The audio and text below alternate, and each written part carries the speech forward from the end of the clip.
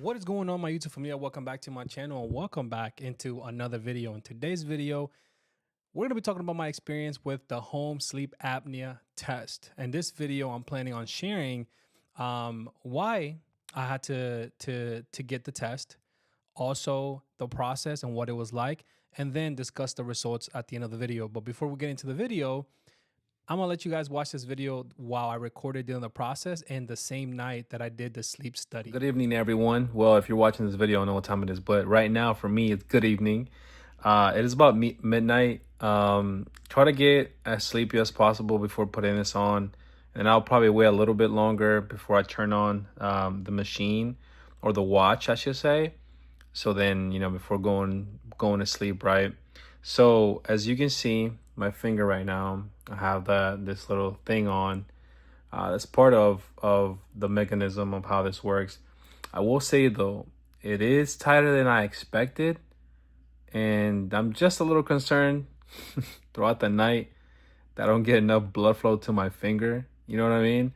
Like it's like I feel like it's tight enough where I can feel like my heartbeat and like my blood flow into my finger. But maybe that's what it's supposed to do, right? So I removed the sticker already that they asked for you to remove when your finger's in there. And then now, if you can see, I have the watch on. And if you guys keep looking, I have the watch on and I have the wire going under my chest. I mean, under my shirt into my chest. And I have it right in the middle of my sternum. They said, the guy told me to put it right.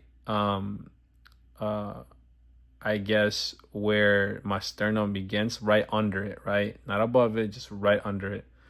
I don't understand the science behind it yet. I'll probably have to do more research on it, but that's the way he told me to do it. So right now, the only thing I got left to do is turn this on at night. And once I turn it on, just leave it on. It's basically that simple. Only thing I'm concerned again is probably like the tightness of this, but I think I should be okay. And I feel like it's going to be very relieving in the morning. I don't know how many hours of sleep I'm going to get. To be honest, I just want to get this over with. Every time I do testings like these, I just feel like you want to get it over with and see if there's anything, at least if I'm suffering from sleep apnea, right? Pretty cool that you can do it at home, because I don't think I would have been able to do it if I had to go like the old ways where you have to go to an office and things of that nature. So it wouldn't have been for me. But we'll see how it goes. Of course, I keep you guys updated with the results and everything, but I just want to make a little quick video, I guess, of part of the process. I usually forget to make the videos during the process. I talk about it after to give you guys a full picture, but this time around I'll do it through the process. So I'll keep you guys updated on anything. So one thing that I want to add specifically to that night, as you guys saw, I was mentioning that the thing I was putting my finger in was squeezing my finger too tight, right? And that was a little concerning. So when I tried falling asleep, it was really, really hard for me to fall asleep because it was squeezing my finger so tight. I was like, what if throughout the night my finger doesn't get enough blood, like it's not circulating? I was a little worried about that. Was that, some of my health anxiety? Sure.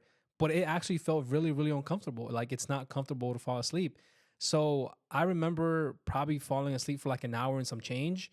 And during the night, I just decided to take it off. And I was like, I can't do this for the rest of the night. I won't get any sleep, right?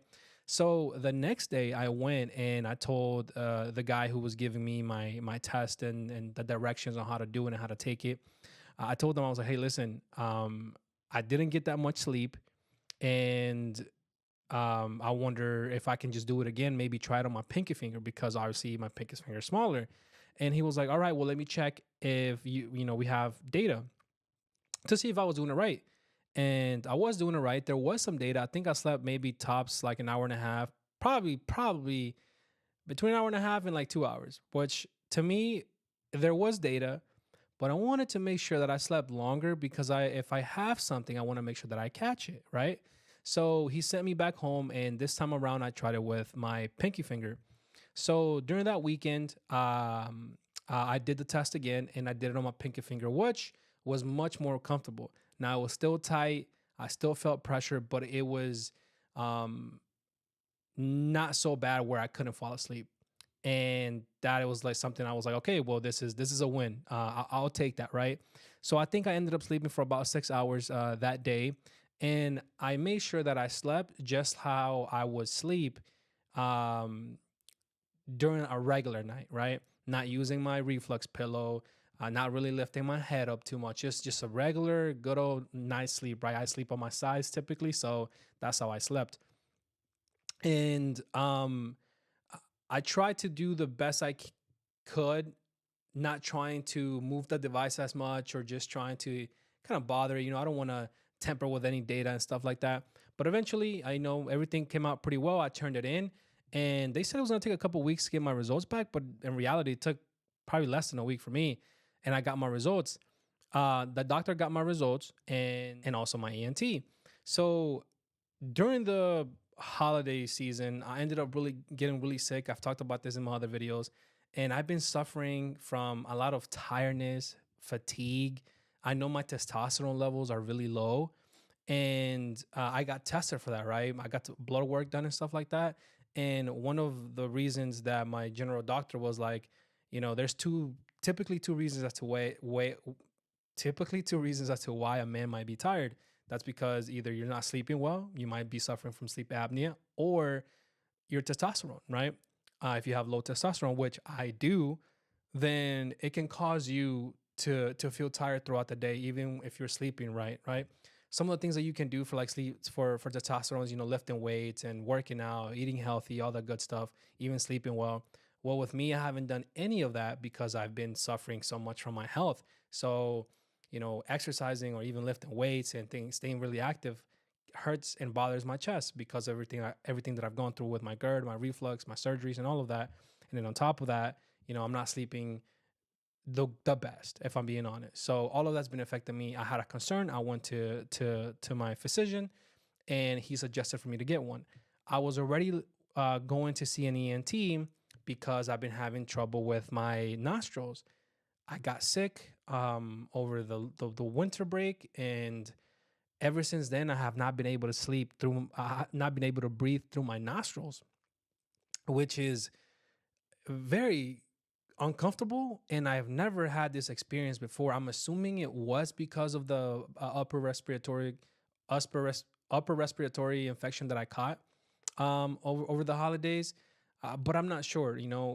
I, I can't really narrow that down just to that, but I'm trying to, and everything is just pointing to that because afterwards, after I started feeling better and after I took antibiotics for my upper respiratory infection, um, I got tested again and it came out negative, and I'm still having that pressure of my nostrils just being clogged, some type of inflammation maybe. So I went to get checked from him. I mentioned this to him. I mentioned what my physician has said, and he also wanted me to get a home sleep study to see if this was affecting me or having some type of effect.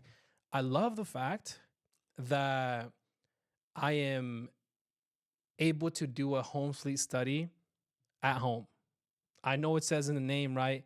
But I don't think I would have done a home sleep study. I mean, a sleep study for apnea if it was at like an office, at a lab, or typically wherever they do it. I don't think I would have been able to fall asleep, and I don't know if I would want them for me to put to sleep because I've been put to sleep so many times. Like it's not something that I'm like very attractive to, and I'm like, okay, let's do it, let's find out. I love the fact that they had a home kit, and they could see if I had any major issues, especially with sleep apnea, right? So um another reason as to why I decided to get the test was because I know I snore. Family members, friends have always told me that I snore, and it's not like the pretty snore where it's like a little bit. It's loud, like a tiger. You know what I mean? Like something like that. I'm sorry about the sound effects, but it's loud, right? And I've also suffered before from the little thing in the back of your throat, the little bell. I forgot the name now. I've even done the video on this, but it swells sometimes when I snore a lot, right? And it literally swells to the point where like I can touch my tongue. um, and it's hanging so low, and it's hanging so low that I like my tongue touches it, and when I'm swallowing it, when I'm swallowing, it feels like I'm swallowing that part, and it's very uncomfortable. That's another reason why I want to get. I was like, what if sleep apnea stuff it's affecting that, right? What if the reason I wake up tired is because of that, right? Because I'm not sleeping well and I'm suffering from sleep apnea. So I think it was about time to at least try to find some answers, or at least try to find to see what it could be. And now to discuss the results to where we left off. I'm gonna give you some information now. I will say I don't understand it all, so don't take this as medical advice or whatever. This is just me sharing my experience and my story. I always have to add that for the audience. All right, so summary and diagnosis. I have something called hypersomnia, and with snoring, with snoring noted, but no significant sleep apnea. So they found a little something, but it wasn't a lot, right? So let me get to something that's important that my doctor told me. Um, there is something called the PAHI, which for me it was 3.7. He said that this is the ENT, by the way, discussing my results with me. He said that typically if it's under 5, then it's just kind of normal. It's not bad, right? And I can see on the chart here that it says mild, moderate, and severe, and the 3.7 is all the way even behind mild. So he told me that if it's not above a 5, then they don't consider it sleep apnea. They just consider it normal. Now, does it mean that I don't have any type of maybe sleep disturbance at night? No. I think this is confirming that I do have a little something, but not enough for them to consider it sleep apnea. It's not even considered mild yet, right? Not even moderate, and obviously not severe. So, to some sense, that gives me some type of relief, because it just lets me know that even though I do snore, doesn't mean that at night I am not um, basically, what's the word, suffocating, right? On anything. So the 3.7, if I'm not mistaken, but you guys can double check or maybe let me know in the comment section.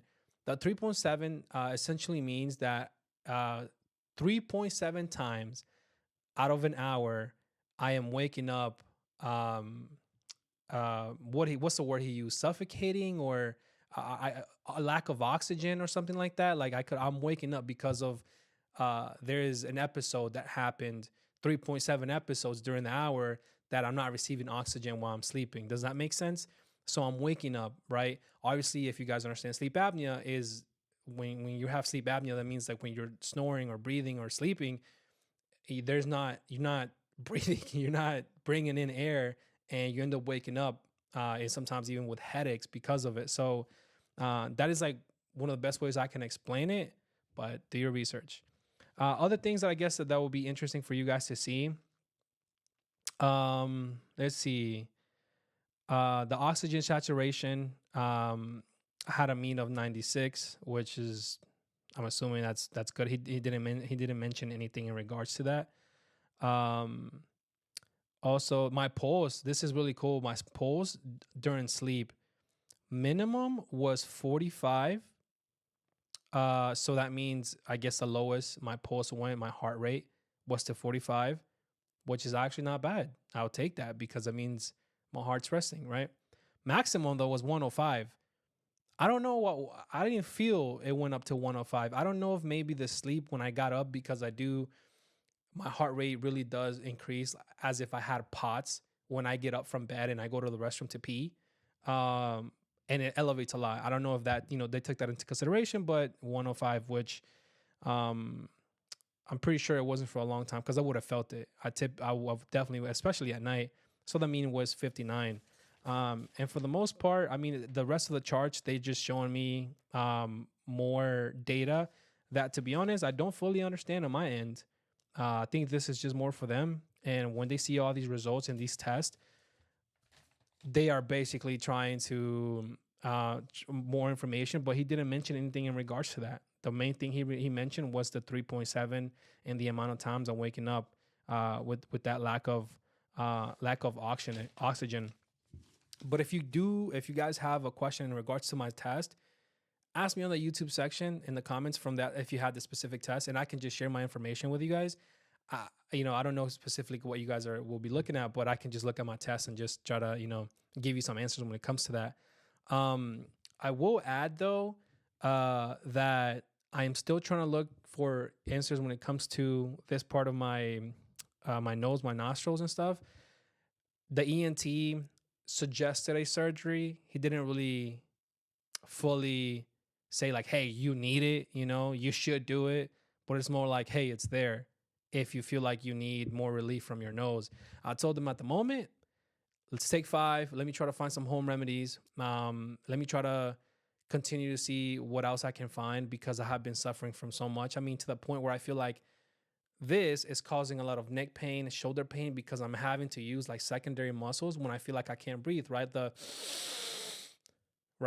I'm having to use the secondary muscles, and it's just so frustrating. So I've been having a lot of pain, discomfort, and then my global sensation, the throat, like the lump in the throat is has returned, has made a return, and it's bothering me as well. So it's just a lot going on at once. I'm getting attacked from different places in a different the same time. So it's been a struggle. But as far as my sleep apnea, I'm glad it wasn't bad results. I can continue to have a peace of mind when it comes to that.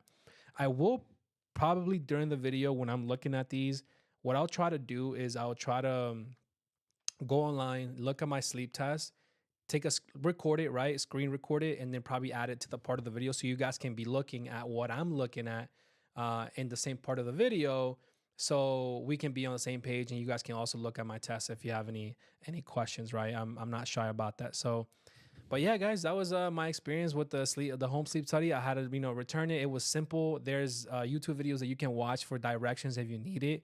Just go to the WatchPAT, I think 300. I think that's what it is, and just look at the video on how to go through the whole process, and it's very, very simple. But hopefully this video helped you guys. I will be coming up with more content, God willing, continue to record podcast episodes.